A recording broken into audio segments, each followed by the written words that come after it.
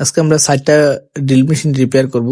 এখানে একটা ব্রেকার আর এখানে 2টা রোটারি হ্যামার ড্রিল এবং হ্যান্ডেল ড্রিল আছে। যাই হোক, সবগুলো আমরা আজকের এই এক ভিডিওতে রিপেয়ার করব। প্রথমটা আমরা রিপেয়ার করবো হলো ক্রাউনের এইটার সমস্যাটা ছিল এখানে যে বুলেট এর কেসগুলো ভেঙে গেছে। দেখুন এখানে একটা বুলেটের সেট, হ্যাঁ, ড্রিলের সামনের অংশে সবগুলো সামনের অংশ থাকে। এটা আমরা আনছি নতুন আর কি, নতুন বলতে পুরাতন, আমার এক ফ্রেন্ডের থেকে আনি এগুলো আমি। তো এটা দিছে যেহেতু সেটার মাথাটা একটু সেপটা হয়ে গেছে, আমরা গ্যানিং দিয়ে ঘষে নিলাম। জিনিসটা আমরা নতুন করে লাগাবো। এটা কিন্তু ভেঙে গেছিল পুরা সেট। তো পুরা সেটের নির্দিষ্ট কয়েকটা অংশ ভাঙে আমরা পুরা সেটটা নতুন লাগাবো। তো এখানে দেখুন কি কি আছে, আমরা নতুন করে লাগাবো। এটা 2টা সমস্যা ছিল হ্যামারিং এর জন্য, 2টা অংশ। আসলে ভিডিওটা আমি অনেক সময় একা করি, কারণে অনেক সময় ফুটেজটা ভালো আসে না। আবার যদি দেখাই, দেখুন এই বুলেটের সামনের অংশটা এখানে, এই চিকন অংশটা উপরের দিকে এভাবে লাগাইলাম।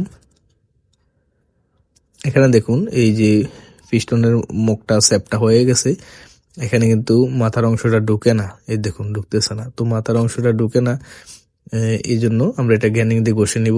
দেখুন গ্যানিং দিয়ে ঘষে নিয়েছি। আসলে আমি একাতে ভিডিও করতেছি, এই জন্য পুরোটা দেখানো সম্ভব হয় নাই, আপনারা দেখে বুঝে নেবেন। দেখুন এখন ঢুকতেছে। আমাদের এইরকম ডিলের একেবারে A to Z এক ভিডিওতে একটি কোর্স এরকম ভিডিও দেওয়া আছে, আমাদের পাওয়ার টুলস এর প্লে লিস্টে দেখে নেবেন। পাওয়ার টুলস এর কমপ্লিট কোর্সের একটা ভিডিও আছে, একবার প্রত্যেকটা অংশ আমরা আলাদা করে দেখিয়েছি। দেখুন লকগুলা কিন্তু এখানে ঢুকে গেছে। এখন আমরা বুলেটের অংশগুলো লাগাবো। এক ভিডিওতে একটি কোর্স এরকম অনেক ধরনের ডিলের ভিডিও আছে, এগুলো আছে।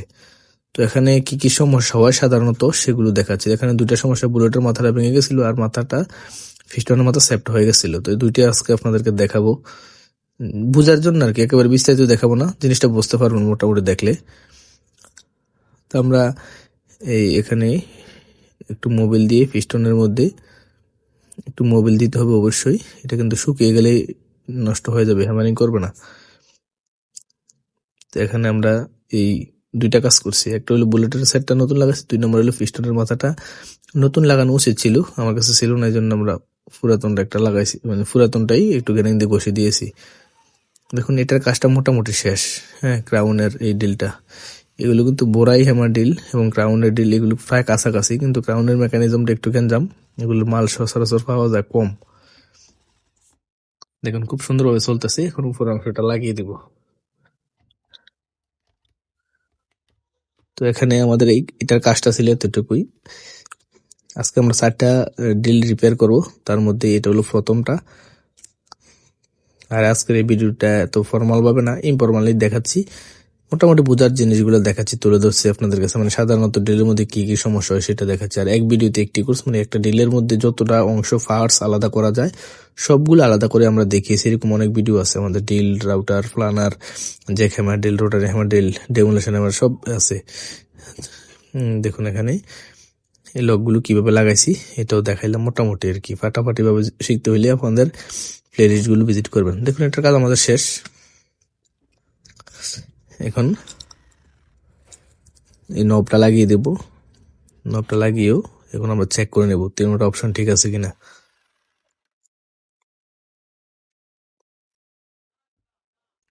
দেখুন এটা হ্যামার, সরি এটা কোন অংশ, নর্মাল।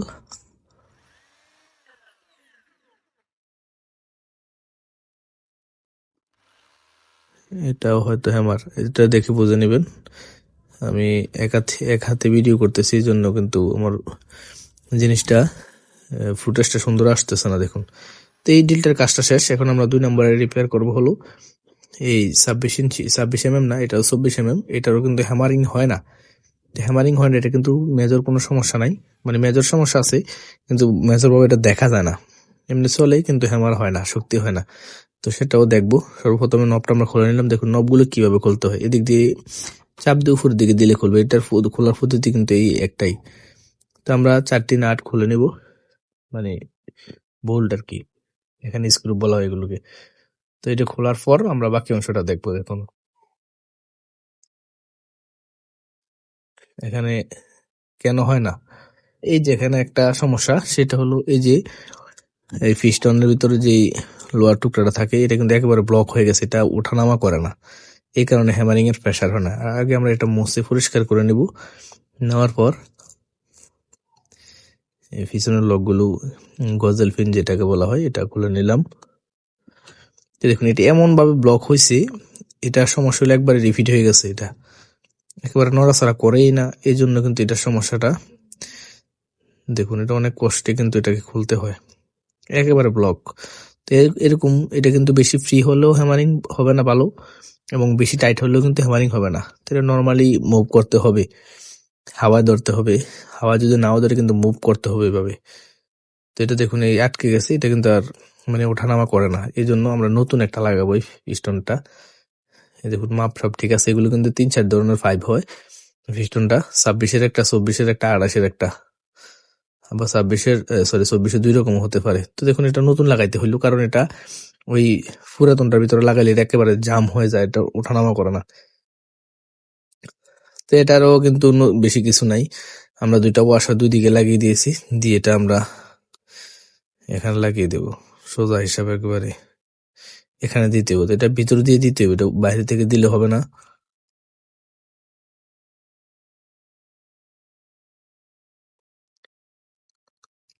তো এটা কিভাবে দিচ্ছি, 24 ড্রিল।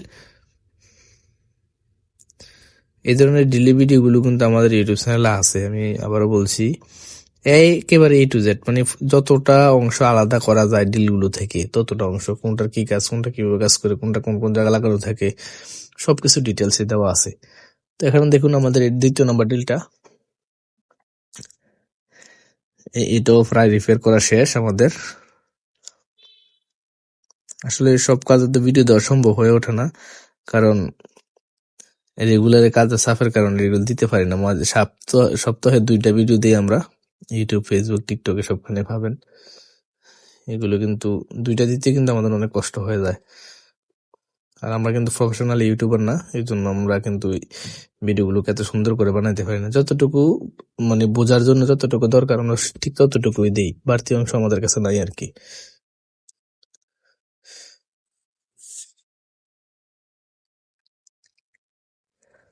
তো এখানে ঠিকঠাক দেখাচ্ছে। এখন আমরা যদি হ্যামারিংটা চেক করে নেই, দেখুন এটা কিভাবে বুঝাইবো আপনাদেরকে।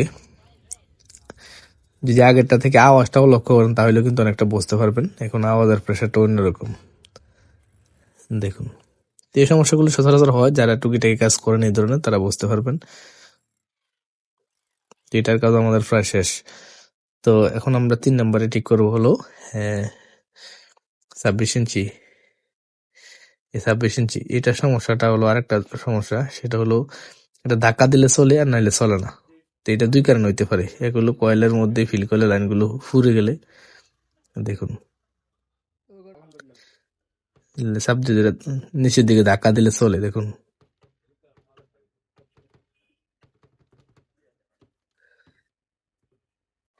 এই সমস্যাটা সাধারণত 3 কারণে হইতে পারে। 1 নম্বর হলো কার্বন শেষ হয়ে গেলে, 2 নম্বর হলো যে এখানে যে রিভার্স করার জন্য যে ফিন গুলো ব্যবহার করা হয়, ফাতিগুলা, এগুলা নষ্ট হয়ে গেলে, 3 নম্বর হলো যে ফিল কয়েলের মধ্যে যে কানেক্টরের মধ্যে যে জ্বালাইগুলো থাকে লাস্ট পর্যায়ে এসে, এগুলা যদি নষ্ট হয়ে যায়, এই কারণে হইতে পারে। এই 3টা কারণেই এই সমস্যাটা হইতে পারে। তো আমরা সেটা দেখবো। দেখুন এখানে লাইনগুলো ঠিক আছে, সুইচের কানেকশন গুলো আমরা শর্ট করে দিয়ে ডাইরেক্ট লাইন দিয়ে চেক করলাম। এখন আমরা উপর অংশটা খুলে নেব। খোলার পর আমরা দেখবো বিষয়টা। এখানে আমি আবার বলছি, এই সমস্যাটা 3 কারণে হইতে পারে। ধাক্কা দেখায় চলে, বা মাঝে মধ্যে লাইন আসে, মাঝে মধ্যে আসে না, এরকম যদি হয়। 1 নাম্বার কার্বন, 2 নাম্বার রিপ্যাচ করার জন্য যে ফাতিগুলো আছে এগুলা, আর 3 নাম্বার হলো ফিল কয়েলের কানেকশন যদি ফুরে যায়। তখন এই ফাতিগুলোর কথা বলছি, এগুলো অনেক সময় ভেঙে গেলে এই সমস্যাটা হয়, এই ফাতিগুলো ভেঙে গেলে।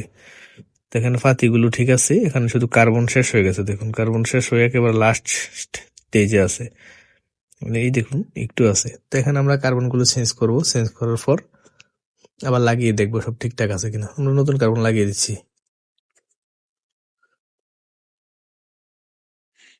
তো এই নতুন কার্বন গুলো কিভাবে লাগাতে হয় সেটা অবশ্যই আপনারা জানেন, যারা জানেন না, আমাদের এক ভিডিওতে একটি কোর্স এরকম ইউটিউব চ্যানেলে ভিডিও আছে, এইগুলো দেখে নেবেন। এখানে আমরা সাধারণত বা নর্মালি যে সমস্যাটা হয় সেটা আপনাদের কাছে শেয়ার করতেছি। তো এটার কাজ কিন্তু এতটুকুই। তারপর আমরা চেক করে দেখবো এখন কার্বনগুলোর কানেকশনগুলোর স্প্রিং ওটা দিয়ে দেবো। দেখুন এখানে যে লাইনগুলো আছে এই লাইনগুলো আবার যেটা যেখান থেকে খুলছি ওইটা ওইখানে লাগিয়ে দিব সোজা হিসাবে একেবারে। এখানে কঠিনের কিছু নেই, সবই লজিক্যাল জিনিস। যারা লজিক বুঝেন তারাই কিন্তু এই কাজগুলো করতে মানে দ্রুত গতিতে শিখতে পারবেন এবং এই ফিল্ডে ভালো কিছু করতে পারবেন। যারা মুখস্থ বিদ্যার উপর ডিপেন্ডেন্ট তারা তারা কিন্তু এই লাইনে টিকতে পারবেন না সোজা হিসাব।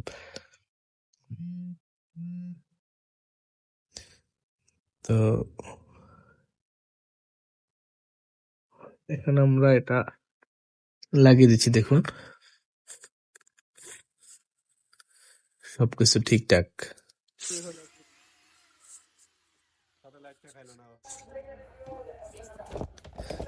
এখন আমরা ঠিক করব মিনি ব্রেকার। এটা লাইন দিলে কি হয় দেখুন।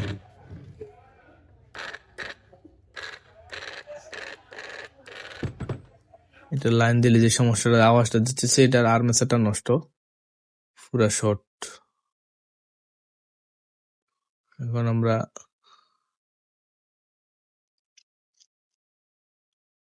আর্মেচারটা খুলবো, খোলার পর আমরা চেঞ্জ করে দেব।